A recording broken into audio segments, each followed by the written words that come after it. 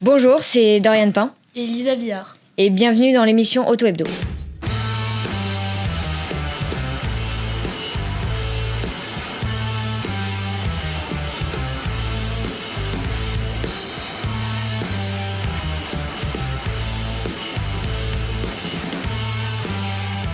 Bonjour à toutes et à tous et bienvenue dans ce nouveau numéro de l'émission Auto Hebdo. Et comme vous avez pu le constater, nous n'avons pas une, mais deux invités exceptionnels aujourd'hui avec la championne de la F1 Academy. Bonjour Dorian Pain. Bonjour.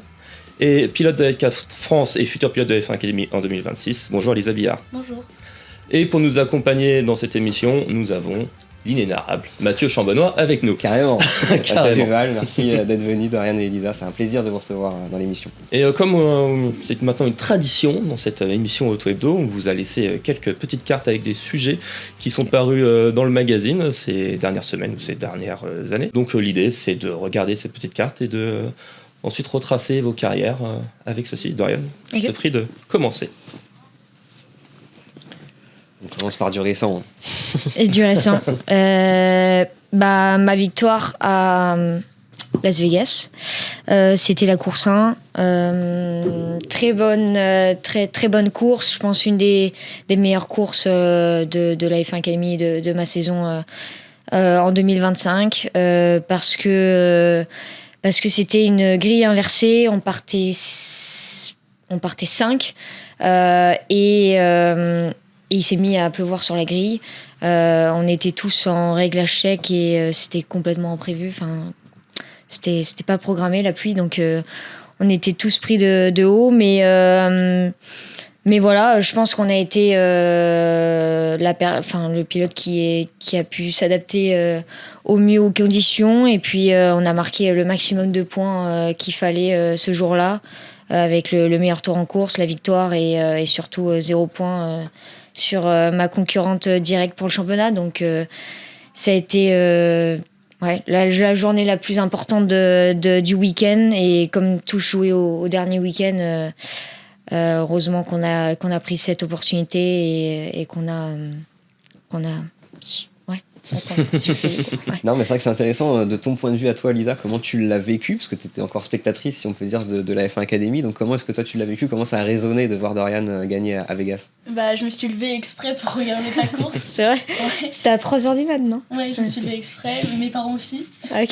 Bravo. Et puis on espérait que tu gagnes et ça donne un bel exemple pour le futur. Donc voilà, c'était incroyable de devoir gagner. Merci. Et toi, de ton côté, du coup, Dorian, si tu devais faire un peu une rétrospective, parce que ça y est, ce chapitre, du coup, se termine pour toi, c'est terminé pour toi, de la F1 Academy, qu'est-ce que tu gardes en tête? Qu'est-ce que tu conserves à l'esprit de ce que ça a pu t'apporter, notamment dans ton parcours?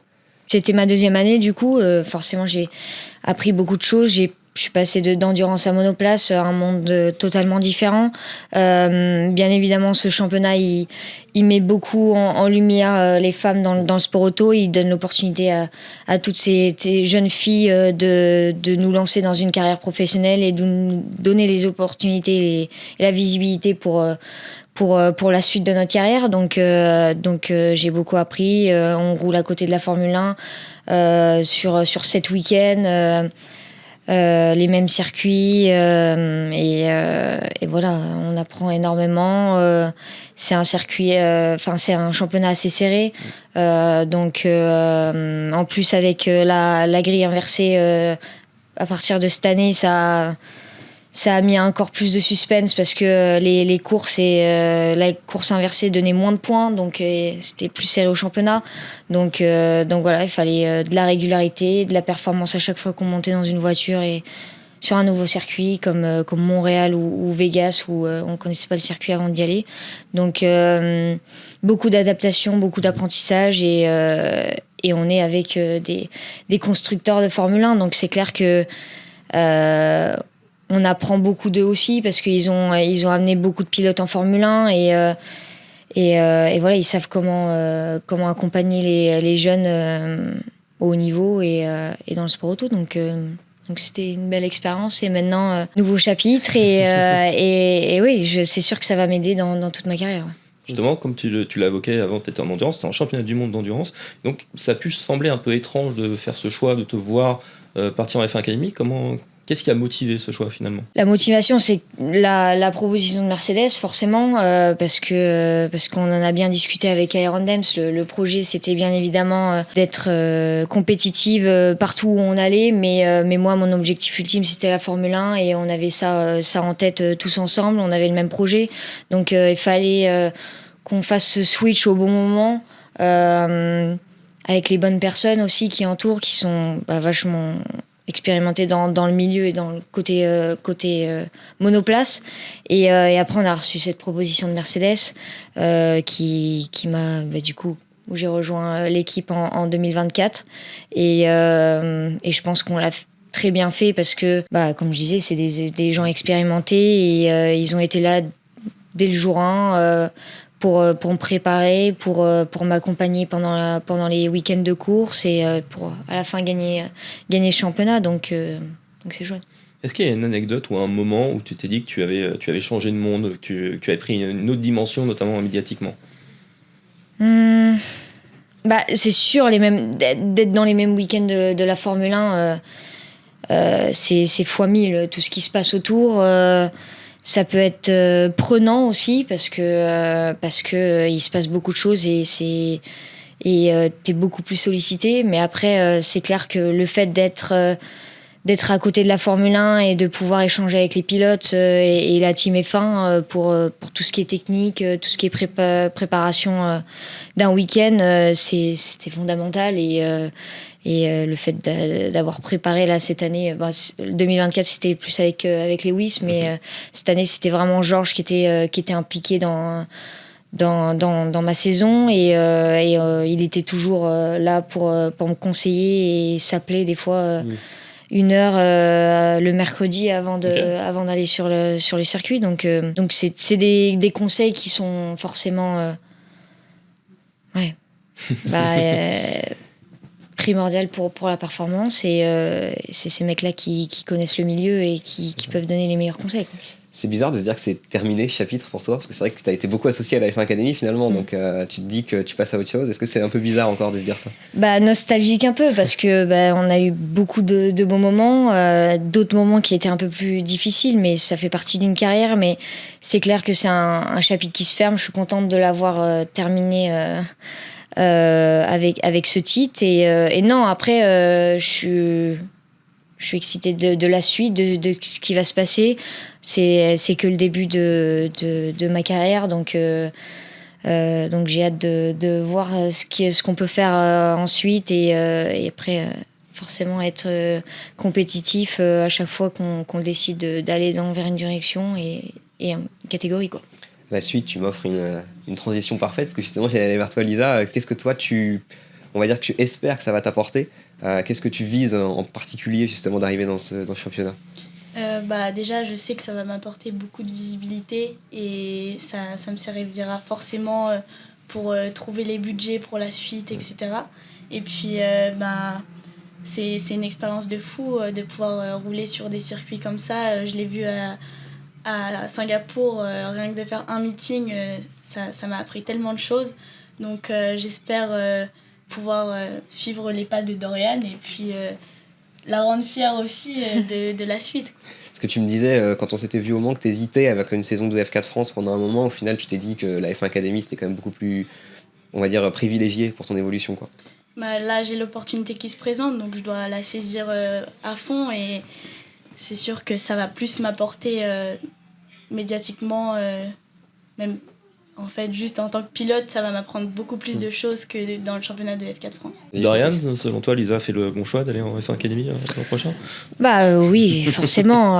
On sait que ce championnat a énormément de visibilité, d'opportunités pour les femmes et pour nos jeunes carrières. Et puis, je pense qu'elle a très bien fait à Singapour, en se montrant qu'elle avait les capacités de performer parmi nous et parmi même d'autres pilotes qui étaient dans leur deuxième saison. Donc elle a largement ses chances pour se battre pour quelque chose de bien. Et en tout cas, je te souhaite et je serai toujours là si tu veux quoi que ce soit parce que t'as le niveau et t'as ta place dans le sport auto, c'est clair. Merci. Quel conseil tu lui donnerais pour cette saison? Se concentrer sur soi parce qu'il y a beaucoup de choses qui se passent autour.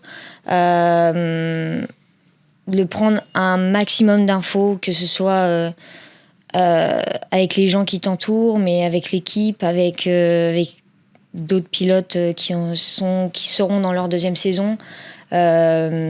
Faut aller chercher les infos tout le temps parce que il suffit d'un moindre détail quand tu commences tu vas découvrir plein de circuits en plus.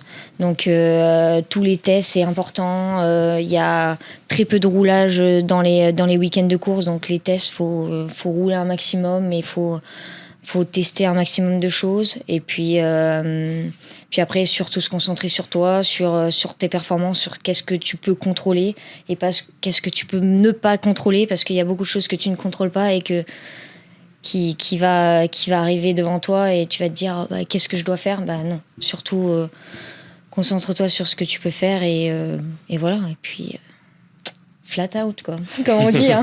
C'est toujours ce mindset, hein. Donc, on l'a dit, c'est la fin d'un chapitre pour toi, Dorian, et c'est aussi la fin du coup de cette partie, donc je t'invite à prendre la prochaine carte, s'il te plaît. Dorian Pain, la prochaine femme en Formule 1. Sous un format interrogatif. Oui. C'est une question. C'était la une, ça. C'était la une, tout à fait. Ouais. Tout à fait. Et du coup, justement, cette une, qu'est-ce que ça t'a fait déjà de te voir en une? Et est-ce que tu te rends compte, avec le recul, c'était bénéfique? Ça t'a mis plus de pression? Qu'est-ce que t'as ressenti? C'est grâce à vous, ça, en plus.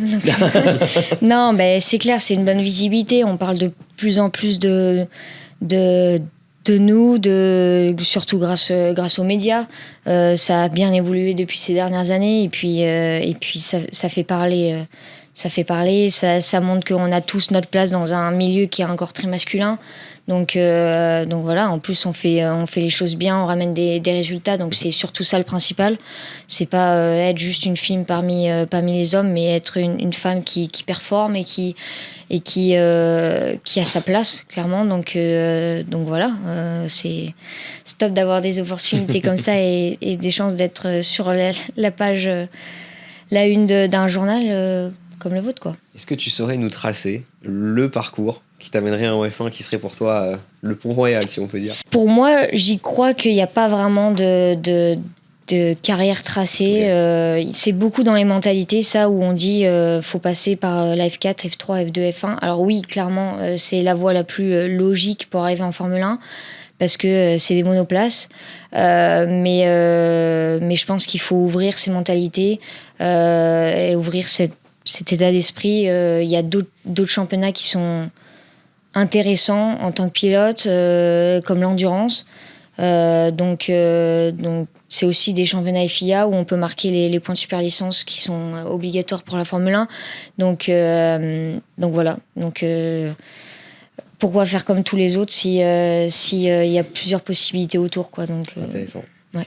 En parlant de F1, tu en as dit un peu plus sur ton avenir en début de semaine, et notamment sur le fait que tu avais commencé à tester le simu F1 de Mercedes. Comment c'était? C'était fabuleux. C'était super chouette. J'ai commencé le travail avec l'équipe, du coup, la team F1. Premier jour sur le simulateur lundi dernier. Okay. On a fait 102 tours, donc on a pas mal roulé dans la journée.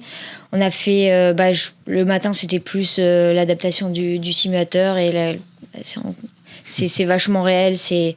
C'est un des meilleurs simulateurs au monde, hein, la Formule 1. Donc c'est tout ce qui est feedback, tout ce qui est même retour de force, la pédale de frein, ou même les sensations dans une voiture. Tu as vraiment l'impression que tu roules dans une Formule 1. Donc hyper réel. Et puis après, l'après-midi, c'était plus concentré sur tout ce qui est test pour l'équipe de Formule 1, tout ça. Donc en projet de 2026. Donc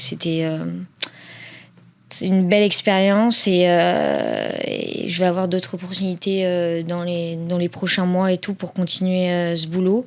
Et puis c'est surtout que j'aurai potentiellement, si tout se passe bien, une opportunité de rouler dans une Formule 1 sur un vrai circuit et en vrai. Donc faut préparer tout ça, quoi. Bon, on te le souhaite surtout. Carrément. Mais j'imagine que ça va être aussi très complexe à comprendre. Il y a beaucoup de systèmes sur le F1, beaucoup plus que ce que tu as pu connaître jusqu'à présent. T'es pas senti un peu perdu là au Beaucoup, début on apprend sur le moment. Hein. Après, il y avait 8 ingénieurs dans la salle de simulateur, donc t'apprends vite. Bien évidemment, les notes, c'est très important, sinon t'oublies la moitié des choses. Mais oui, c'est très complexe, donc puis c'est passionnant parce qu'il y a plein de choses que tu règles même toi-même en tant que pilote en réel, parce que t'as plein de boutons sur le volant, c'est très technique, donc moi aussi, ça me permet de grandir en tant que pilote, de comprendre encore plus de choses de comment fonctionne une voiture, comment fonctionne la Formule 1 et tout ça. Donc c'est un bon boulot en perspective pour ma carrière. Ça va plus te toucher toi, Dorian, parce que tu le connais, mais la question s'adresse un peu à toutes les deux. Comment vous avez vu, à travers ses yeux notamment, la saison d'Isaac en F1, parce que j'imagine que tu le connais, donc forcément tu as peut-être eu des retours.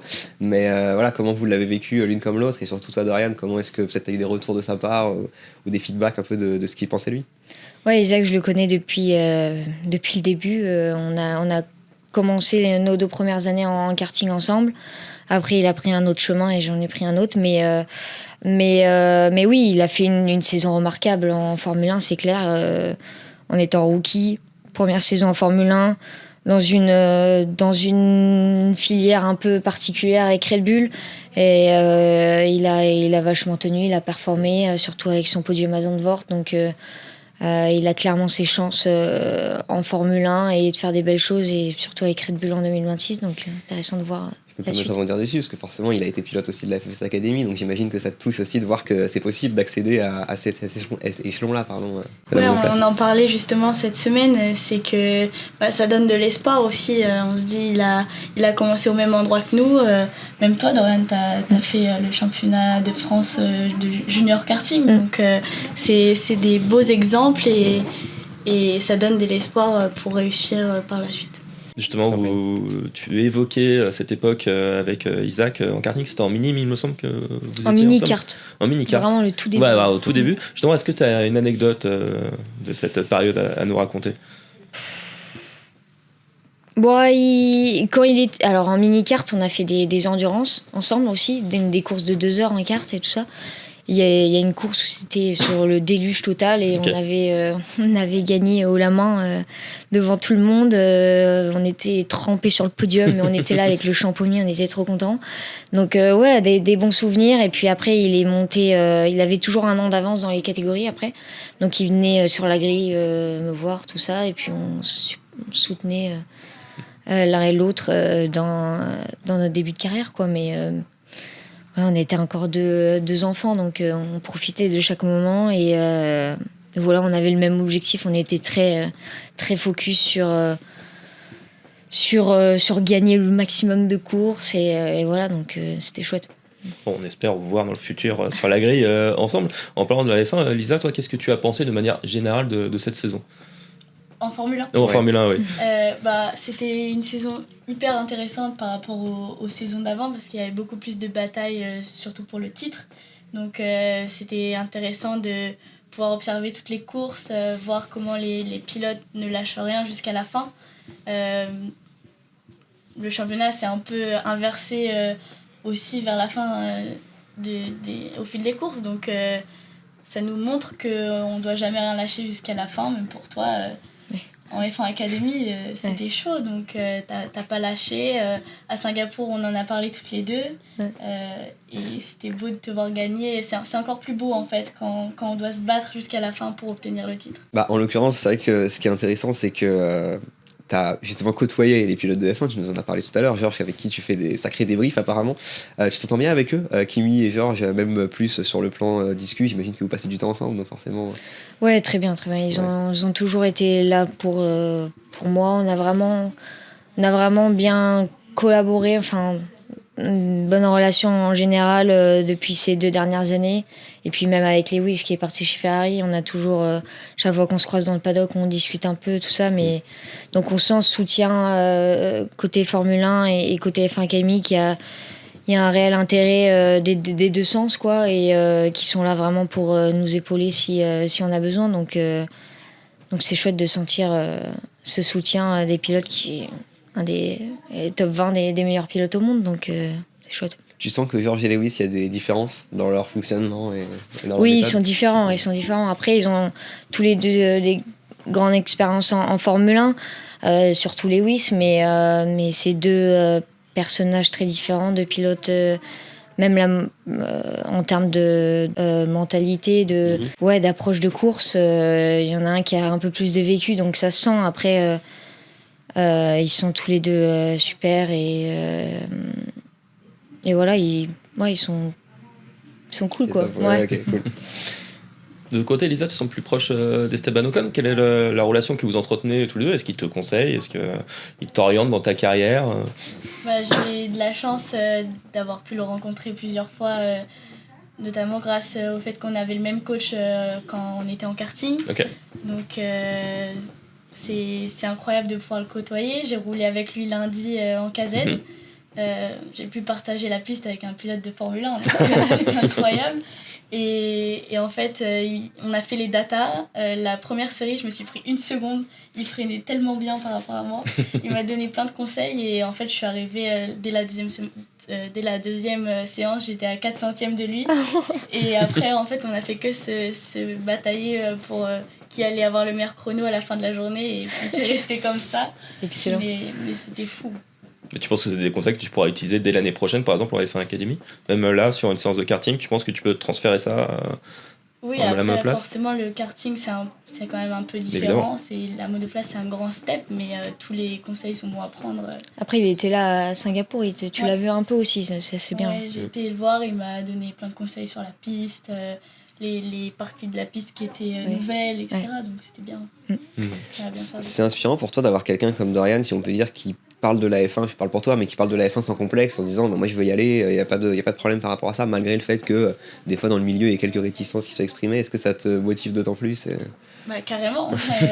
En plus, Dorian, c'est la pilote française qui a le mieux réussi pour le moment en monoplace et qui est le plus proche de mon âge aussi. Donc en fait, depuis toujours, on me compare à elle à chaque fois que je monte dans les catégories et c'est cool d'avoir un exemple comme toi.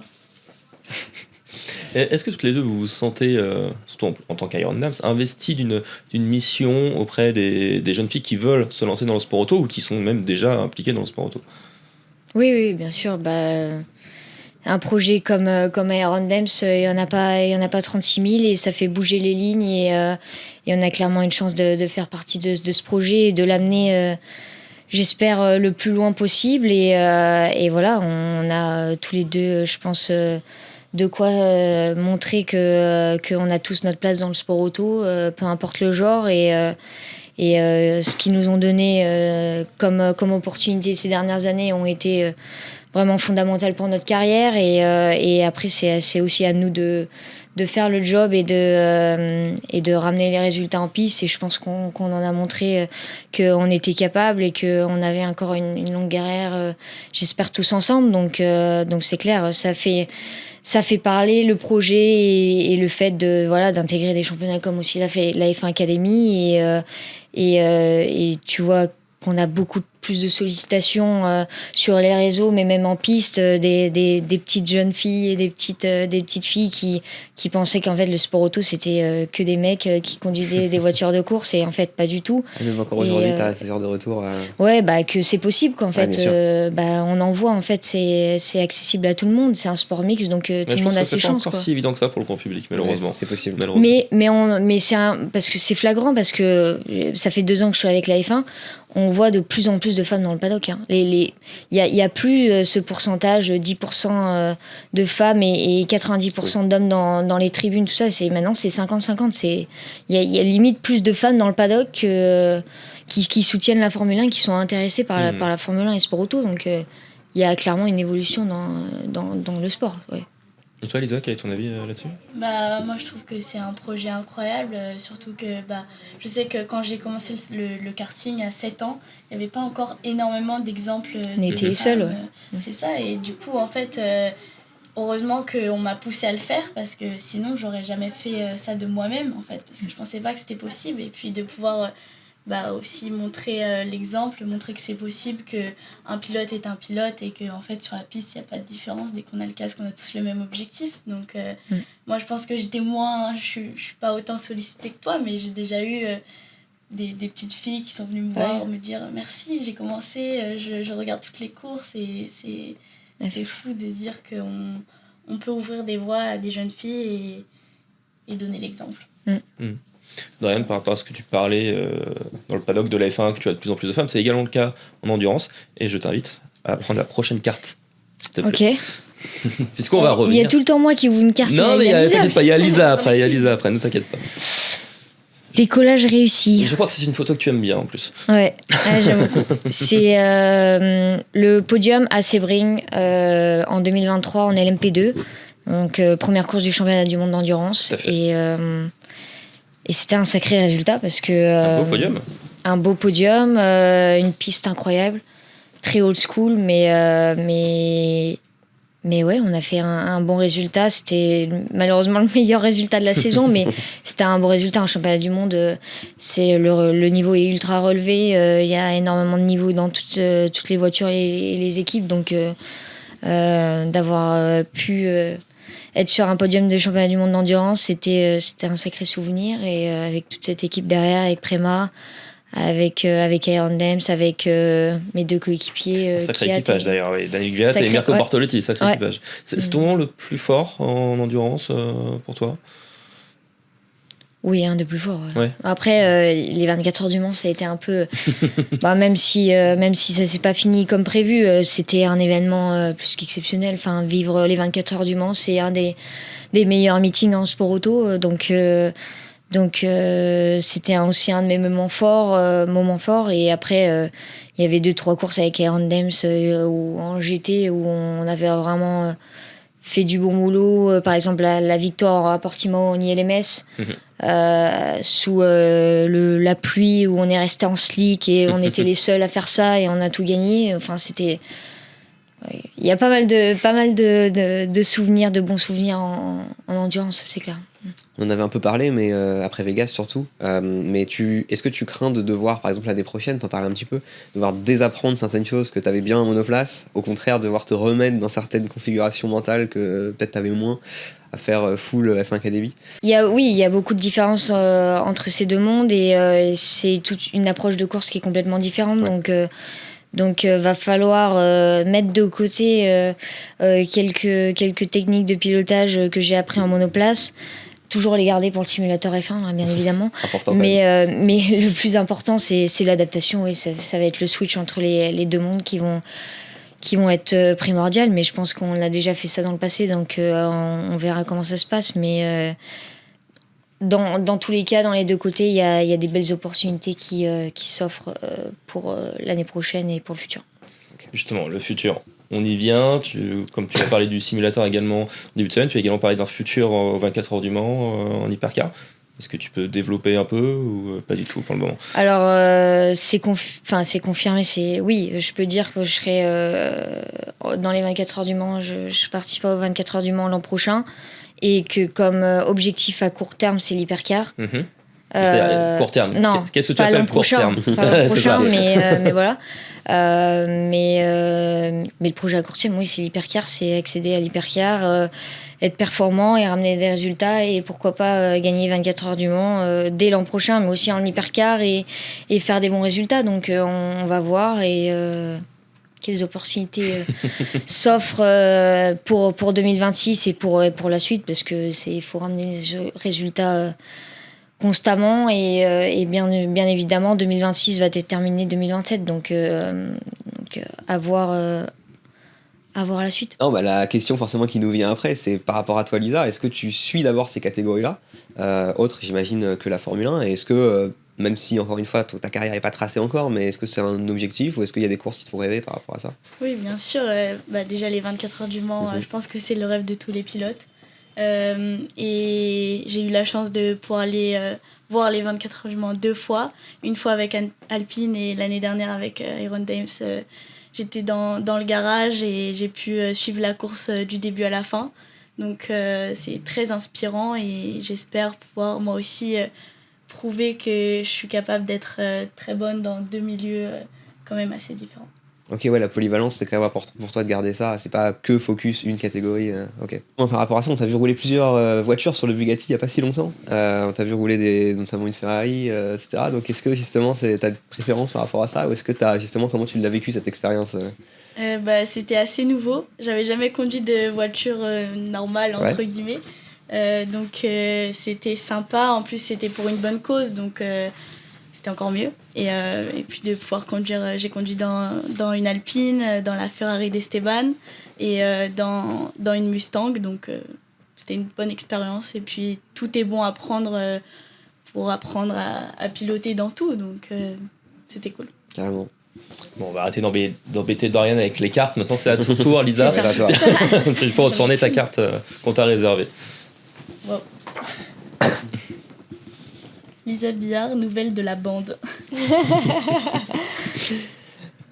C'est par rapport à la wildcard à Singapour. C'est ça, c'était ton portrait qu'on avait écrit après la finale au Mans et puis après la wildcard aussi à Singapour. Donc justement, comment tu vis le fait d'être un peu la nouvelle de la bande, d'être un peu plus exposé comme ça et d'être tout d'un coup plus, tu parlais de Dorian qui était très exposé, mais toi ça y est, ça commence à arriver, donc tu le vis bien, t'apprécies, on va dire, ce changement un peu de dimension. Bah oui, bien sûr. Après, pour l'instant, je pense que je me rends pas trop compte, je vis juste le truc à fond. À Singapour, j'ai eu la chance d'être un peu épargnée de tout ça. Je pense qu'en tant que wildcard, ils sont pas trop méchants avec nous pour le début. Mais ouais, j'ai vécu le truc à fond. J'ai pas trop pensé à tout ce qu'il y avait autour. Je me suis concentrée sur le résultat, ce que je voulais faire et prendre un maximum d'expérience pour l'année prochaine. Et j'ai hâte de pouvoir apprendre à gérer tout ça. On a 7 courses, donc voilà, même avec le décalage horaire, il va y avoir tout de nouveau pour moi et j'ai très hâte. Dorian, comment tu as vécu le fait d'être aussi exposé médiatiquement avec la F1 Academy ? Je l'ai bien vécu, oui, non, parce que moi, ce qui m'importe le plus, c'est de rouler et d'être dans une voiture. Donc, tout ce qui est autour, il faut faire avec et il faut être aussi multitâche, parce que ça fait partie de ce monde et il faut utiliser cet outil pour écrire notre carrière et chercher des opportunités. Donc, c'était des bonnes expériences. Forcément, la F1 Academy, c'est un autre monde parce qu'on est à côté de la Formule 1 et que y a Netflix aussi qui nous suivait pour faire un docu sur nous. Donc, ils sont très présents. C'est bien si on est épaulé, bien évidemment, pour apprendre tout ça et pour évoluer et être sûr de donner le bon message quand on parle à la caméra.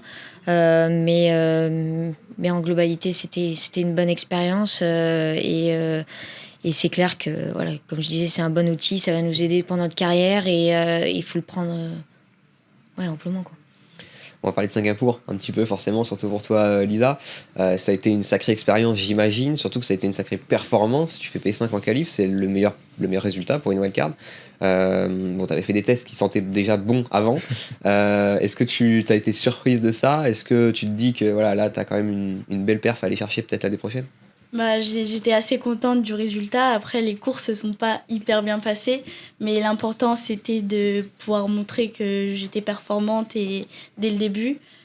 Tout était nouveau, rouler en ville, de nuit, sur un circuit de Formule 1. Il y avait beaucoup de choses à apprendre et à appréhender avant de rouler. Mais oui, comme je l'ai dit, en fait, j'ai vécu le truc à fond et le fait de faire un bon résultat, ça rassure pour la suite et c'est quelque chose à laquelle je pense pour l'année prochaine. T'as pas de regrets par rapport aux courses ? J'imagine que c'était full apprentissage pour toi, donc...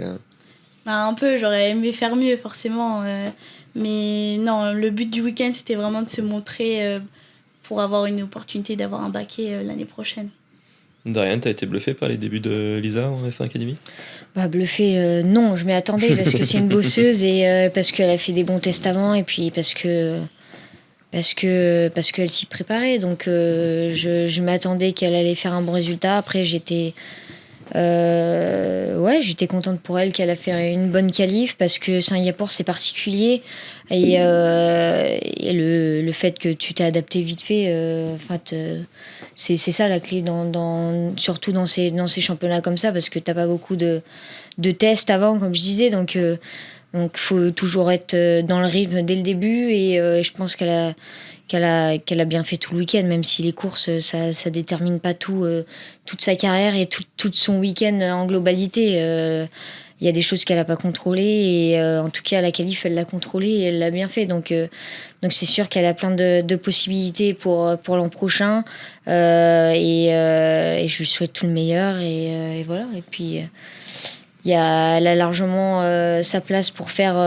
pour se battre pour le titre ou vers même le top 3 et le top 5. Donc j'ai hâte de suivre ça et je serai certainement sur quelques courses aussi. Donc s'il y a quoi que ce soit, ouais. Ah, justement, je vais mettre les pieds dans le plat. Est-ce que toi, tu vois le titre comme un objectif dès l'an prochain? Ah ben, bien sûr. Le but, c'est toujours de passer les catégories le plus tôt possible pour moi. Donc... j'aimerais pouvoir remporter le titre dès la première année. Après, je sais que c'est pas facile, il faut rester objectif et le but premier, va être de prendre un maximum d'expérience. J'aimerais forcément être la meilleure rookie, faire le plus de podiums possible et se préparer au mieux pour l'année d'après si jamais j'ai pas le titre dès la première année.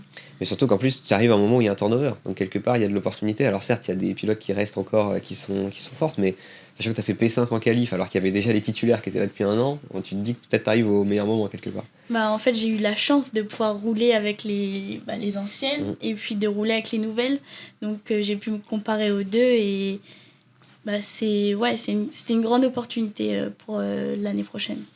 Est-ce que tu identifies déjà des points sur lesquels tu vas devoir progresser toi techniquement, où tu te dis d'ici début de saison il faut que je sois prête sur tel point ou peut-être j'étais pas encore tout à fait solide? Je sais que j'ai la vitesse et que je suis capable de m'adapter, mais en course j'ai beaucoup à apprendre encore sur la gestion des départs, sur les dépassements, etc.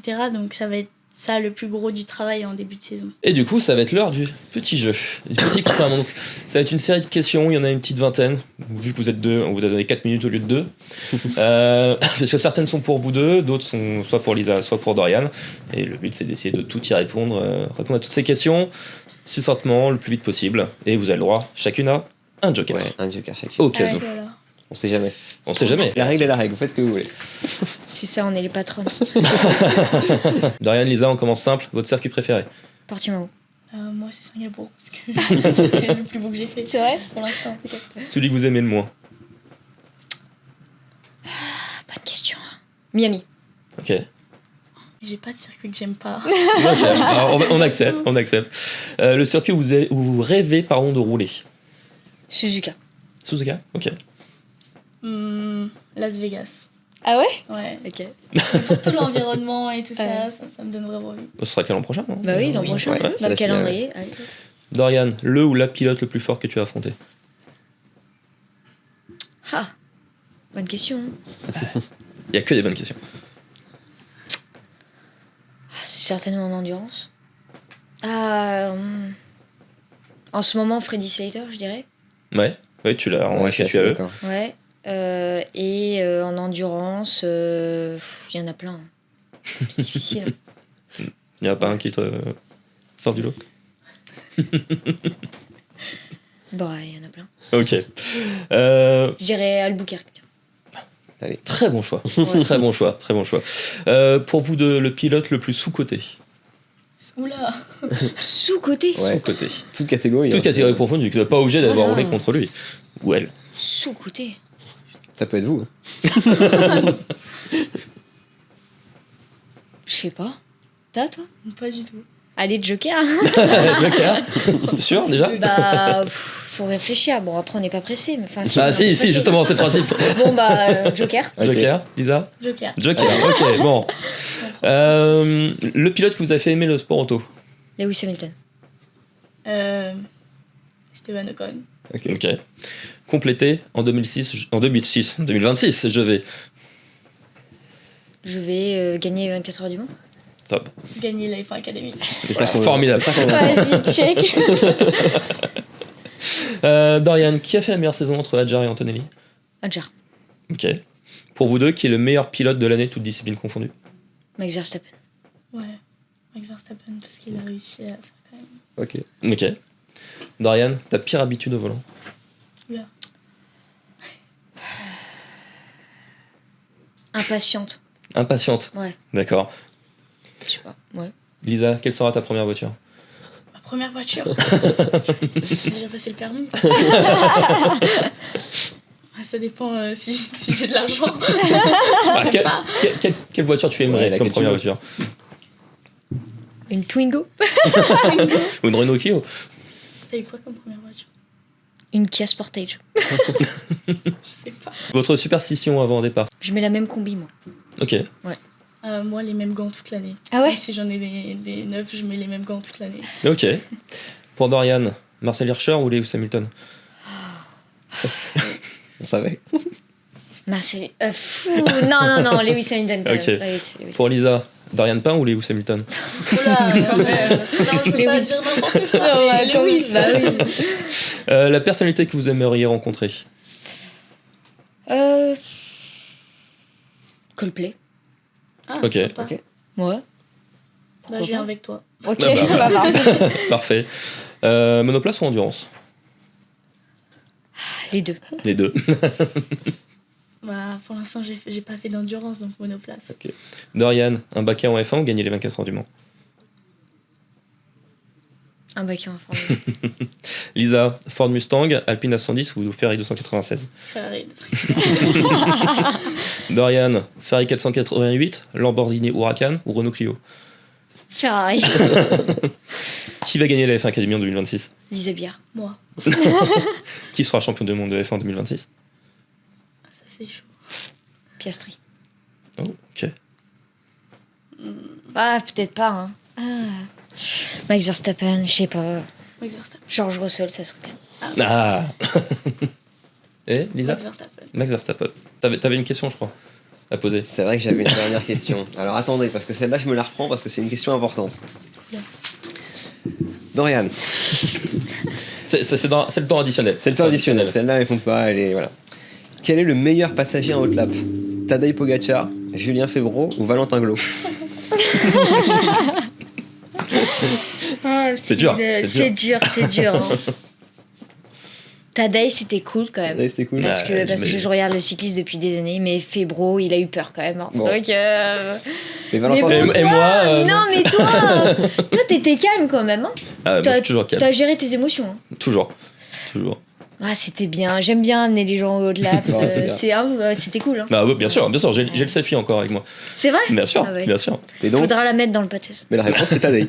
Comment? La réponse c'est Tadej. Je sais pas. En même Les temps, trois, les trois. qui peut battre Tadej Qui peut en même temps? Pogacar, ouais, ok. Ouais, Hein, je- personne ne bat Tadej. Ouais.